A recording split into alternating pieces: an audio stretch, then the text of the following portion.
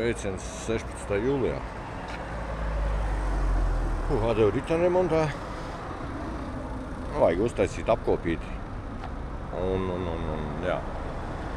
To es aizpagājušajā nedēļā jau braucu, bet tur viņi bija, saka, to kārtību izmainījuši. Tagad tikai rinda pienāca.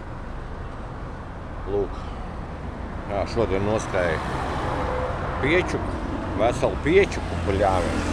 Nē, neteikšu rezultātu, bet, galvenais, ka noskrēju. Galvenais ir, kad izdarīju. Pārējais ir sīkums. Ātri vai lēni. Laiks tas ir, nav priekš jums, tas ir priekš manis. Lūk, jā, un zobārst arī. Bišķiņ, bet nav vēl pabeigts. Bišķi piedirsa mani, kā teikt. Viņa kaut ko pagājušais nebija darījusi tā, ka vajag, un tagad vajadzēja šoreiz atkal bišķi tur kaut kādas korekcijas, kaut ko taisīt. Un tad tagad tikai būs uzlikt pagaidu kronu, un īstais būs tikai pēc 2 nedēļu. Nākošu otrdien, bet aiznākošu otrdien. Un jā, un dabūju vēl to vakardienas vizīti vēlreiz maksāt. Labi, nebija tur daudz, bet labi. Galvenais, ka būs. Tas būs, un viss teikt jābrauc mājām.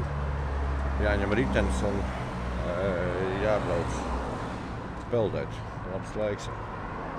Teiktu skatās, ja bija parādīt. Kā te muižiņi pamesta. Neviens neko nedara.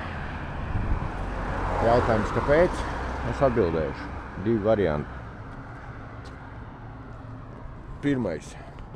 Vai ar īpašniekiem ir tā, ka īpašnieki vienkārši tur nevar vēl sadalīt to īpašumu mantojumu.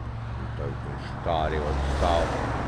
Un otrs, ka tu nevari nemazam, kad ir kaut kāds vēsturiskais, jo izskatās, kad ir, jo viņa tāda, veco laiku izskatās. Vēsturiskais statusiņš, un līdz ar to skaties, redzēt, tur viss jau sabrucis, jums nav un nekā nav. Un līdz ar to tad jātais ir jārestaurē, teiksim tā, un tas arī attiecīgi maksā jau uzreiz citas cenas. Lūk, tā lūk. Labi, viss pagaidām, davai no jūras, varbūt kaut ko uzfilmēšu. Čau viņu.